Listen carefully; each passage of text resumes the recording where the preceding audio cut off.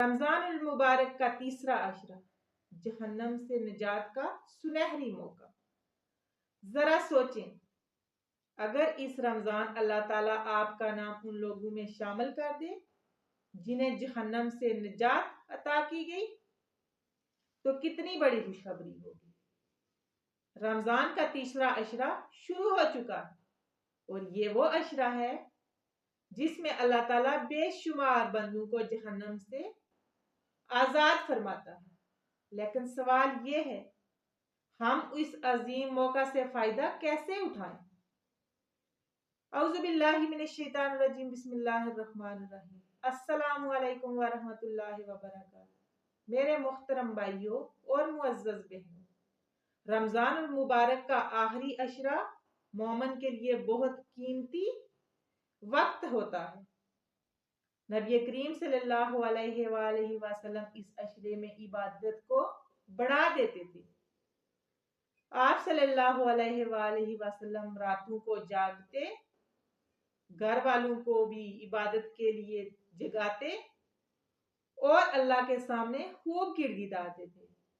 دوستو، یہ عشرہ ہمیں یاد دلاتا ہے کہ شاید یہ ہماری زندگی کا آخری رمضان بھی ہو سکتا ہے۔ اس لیے ہمیں چند اہم اعمال کو اپنی زندگی میں شامل کرنا چاہیے۔ پہلا عمل، سچی توبہ۔ اللہ کے حضور اپنے گناہوں پر شرمندہ ہوں اور دل سے توبہ کریں۔ اللہ تعالیٰ سچی توبہ کو کبھی رد نہیں کرتا۔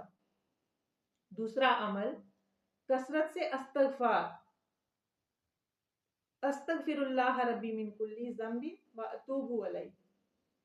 یہ الفاظ جہنم سے بچنے کا بڑا ذریعہ ہے۔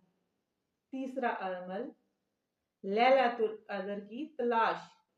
رمضان کے آخری 10 راتوں میں ایک ایسی رات آتی ہے جو 1000 مہینوں سے بہتر ہے۔ اگر اس رات عبادت نصیب ہو جائے تو انسان کے گناہ معاف ہو جاتے ہیں۔ چوتھا عمل، یہ خاص دعا۔ نبی کریم صلی اللہ علیہ وآلہ وسلم نے فرمایا، اس دعا کو کثرت سے پڑھو۔ اللہم انی کا عفو تحب العفو فاعف عنی۔